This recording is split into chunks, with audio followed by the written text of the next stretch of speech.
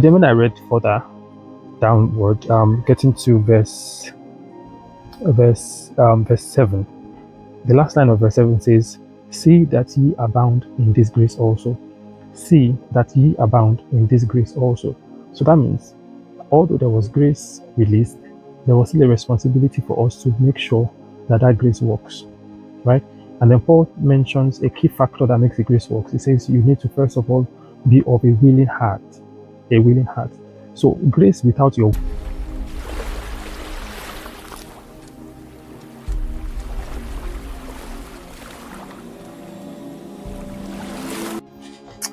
Hi guys, good afternoon or it's evening here. So quick one. So I was studying Second Corinthians chapter 8 yesterday, and I saw something that I just wanted to share with you real quick. So Paul was talking to the Corinthians about the Macedonian church, and then he was talking to them about how even though they had deep poverty and were suffering great affliction, but they still gave liberally because they had a willing heart and all that. But it says something.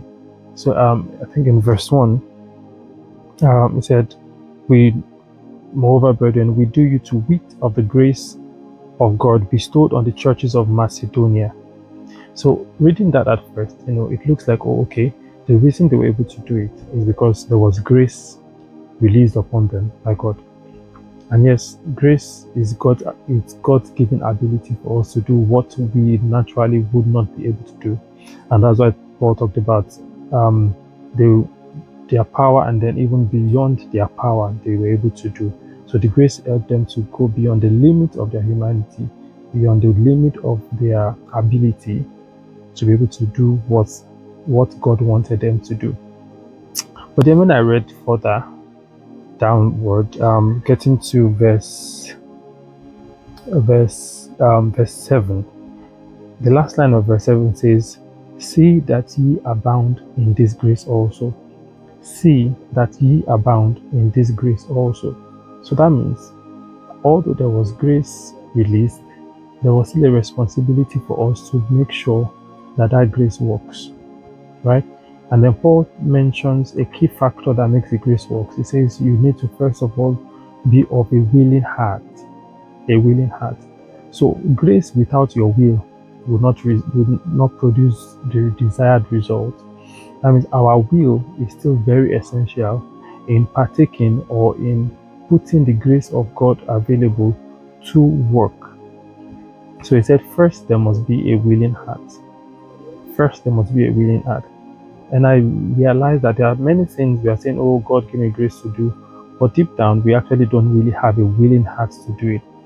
Because sometimes those things come with a price. So the grace of God does not cancel effort, does not cancel sacrifice. It just makes us to be able to bear it, to go through it, to pay the necessary price. But sometimes we consider the price, and inside our hearts, we're like, I don't think I really want to pay this price or bear the sacrifice. But like, oh, for the grace of God. So we think the grace of God will just carry us from point A to point B without us having to take the trek or go through the journey.